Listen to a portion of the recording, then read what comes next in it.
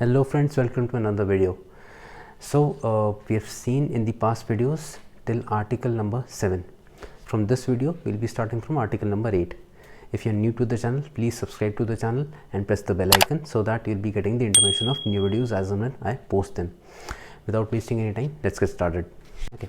Article number 8 mentions few points which are recommended that the guarantee should contain. If the guarantor ensures that a guarantee is having all these points, even if the guarantee is not subjected to URDG, your guarantee will have a kind of a locked kind of a structure, a fixed boundary will be set for the guarantee, and you will not have any ambiguity in the guarantee terms and conditions. This particular clause deals with all the recommendations which or all the clauses which a guarantor should consider when a bank guarantee text is being drafted, so that even if it is not subjected to URDG, the guarantee will be a closed-ended undertaking having all the terms and conditions clearly defined in it. Okay. Now, what are these recommendations? The guarantee should have the applicant name, beneficiary name, applicant name, the person who is the entity who is supposed to perform under the guarantee, beneficiary, the entity who is supposed to claim under the guarantee and get the funds, guarantor, what is the name of the entity which is issuing the BG, contract number, the contract which happened between the applicant and the beneficiary, reference to that contract will be there in the guarantee, and some brief information would be mentioned that what is the obligation which applicant has to perform as per the contract. Guarantee reference, the guarantor would be having a sequence which will be allocated to this guarantee.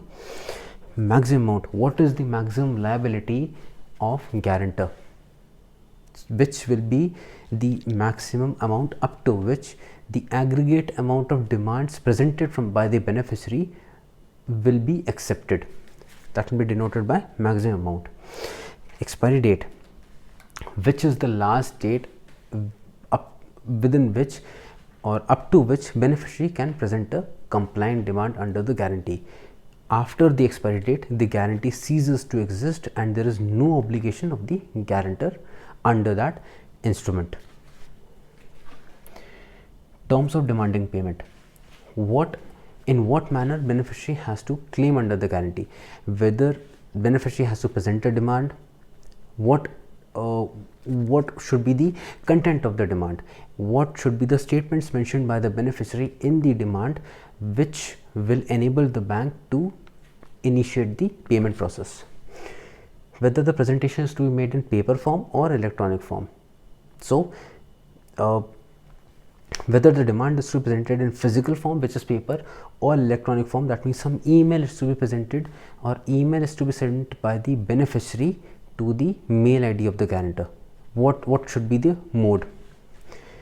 Next is language. What should be the language of the demand, whether it is to be English or whether it is to be Spanish. What language should be used when beneficiary is presenting a demand? Last is charges. Who will be liable for the charges? Now, these all things are recommended by the guidelines that a guarantee should have.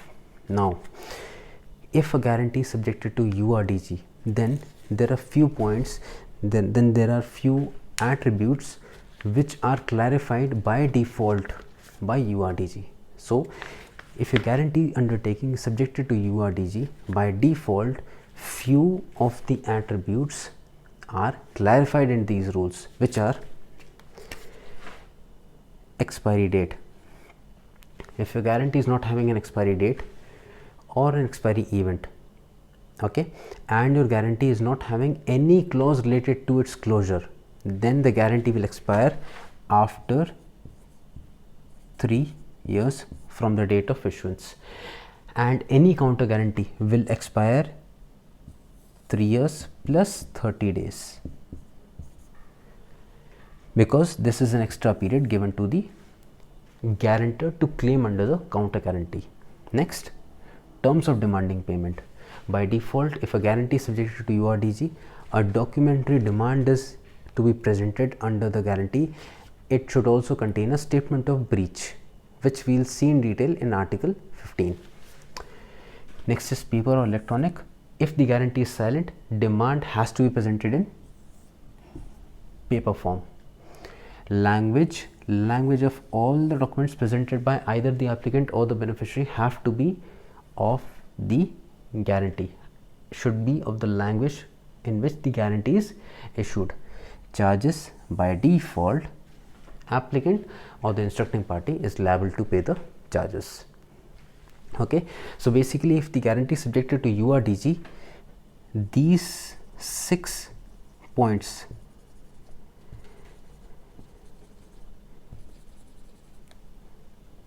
are mandatory points, because URDG does not clarify, will not tell you who will be the applicant, who will be the beneficiary, who will be the guarantor, what will be the contract reference, what will be the guarantee reference, what will be the maximum amount. These details have to be categorically mentioned in the guarantee.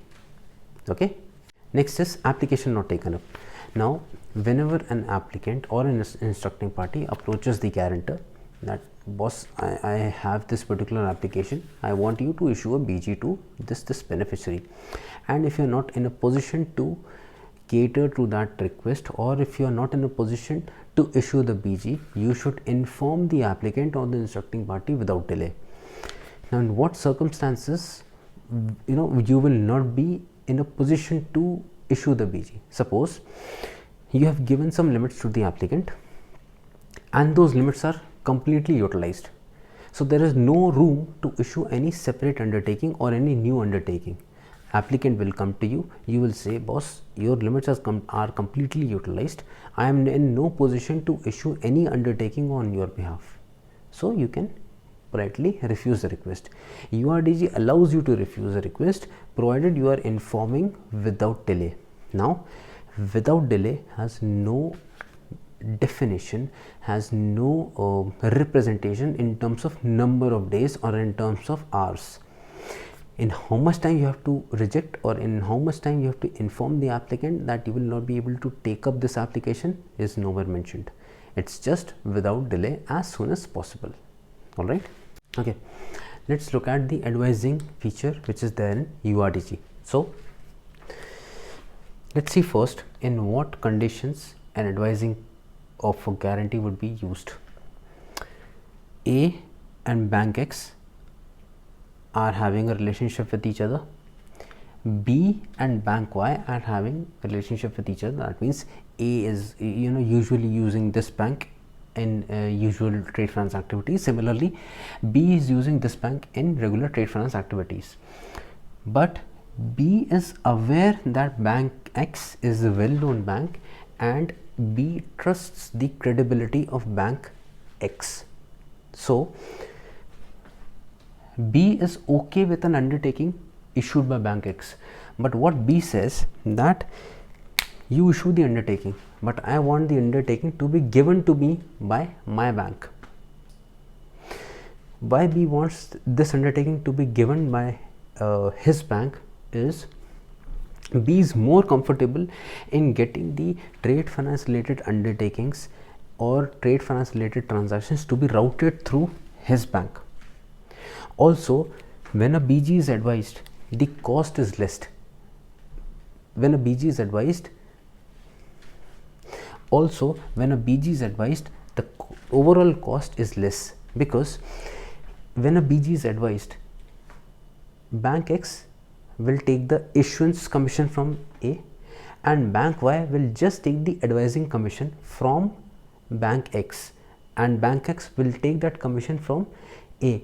Advising commission is minimal as compared to the commission which a counter guarantor would be taking, because when a counter guarantee is being issued or when a guarantee is being issued backed by a counter guarantee, the guarantor will take more commission, because the guarantor will be blocking limits of the counter guarantor and the guarantor would be undertaking to pay the beneficiary when a demand is presented. Whereas in case of advising, the advising bank has no other responsibility other than just advising the BG. Now, what are the obligations of advising party and how the structure works? Let's see that. A gives the BG application,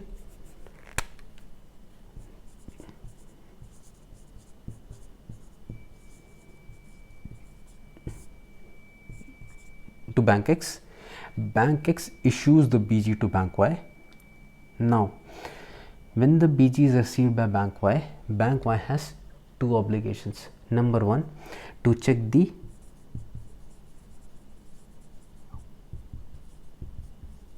authenticity of the BG. Now, how this authenticity will be checked? If BG is issued by MT760, MT760 is an authenticated SWIFT, and Bank X has sent this MT760 to Bank Y. Bank Y knows that this is an authenticated message sent by this bank. Okay. Next obligation is whatever is received in this MT760, the same will be given to the beneficiary over here without any alteration. Whatever is received is transmitted. How advising bank will advise the BG is MT760 received, Bank X will take the printout of that SWIFT on its letterhead and it will be given to the beneficiary. A signed copy will be given to the beneficiary. Now, when this 760 is getting printed, there should be no clauses which are missed during the printing, or there should not be any change of clause happening at the advising bank's end. Now, there can also be condition that beneficiary is dealing with another Bank Z, which is not having a direct relationship with Bank X. So, they will take an intermediary bank, which is Bank Y. So, in this particular case, till here the structure will remain the same. BG issued, Bank Y received the BG, Bank Y checked the authenticity of the BG, and Bank Y sent the BG as it is, which was received, to the second advising bank. In this case, Bank Y will advise the BG to the beneficiary's bank. Beneficiary's bank will check the authenticity of this undertaking. Okay. Now, how authenticity will be checked? Bank Y will be sending this via MT799, which is again an authenticated SWIFT, and in MT799 quote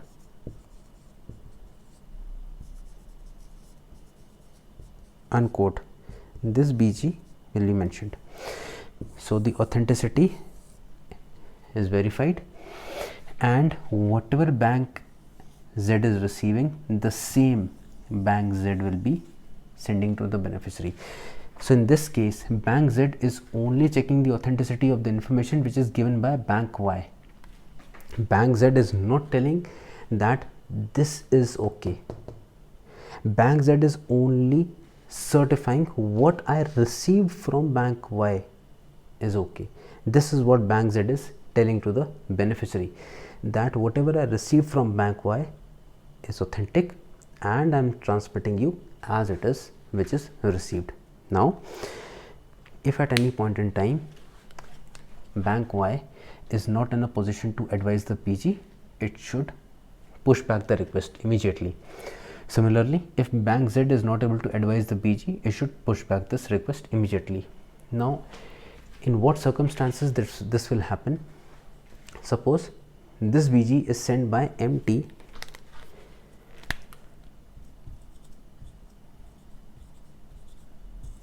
triple nine.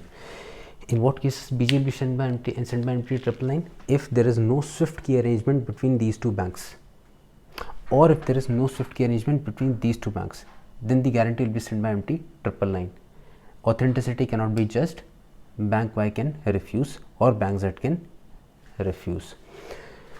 Also, if these banks decide to go ahead and advise the guarantee to the beneficiary, they can advise the guarantee to the beneficiary with a disclaimer that I am advising you the BG, but I was not able to ascertain the authenticity.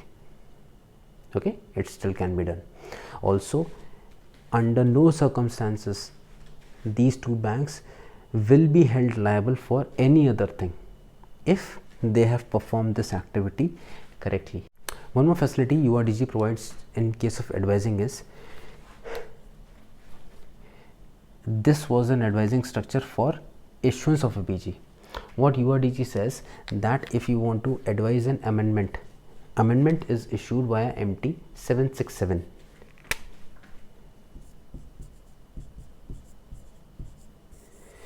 Since the advising banks have no responsibility other than ensuring these two things, URDG gives a relaxation that if you are not able to use the same bank for advising the amendment, you can use a different bank. It is recommended that the same bank should be used for advising the amendment also, but if in case because of any problem, if you are not having Swift key connectivity with the bank which advised the BGs or which advised the issuance of guarantee, you can use another bank to advise the amendment. Okay, so this is what is meant by advising of the guarantee as per URDG. So friends, if you have any questions related to this particular training session, please post your questions in the comment box. Also, if you like the training session, please press the like button. Have a great day. Thank you.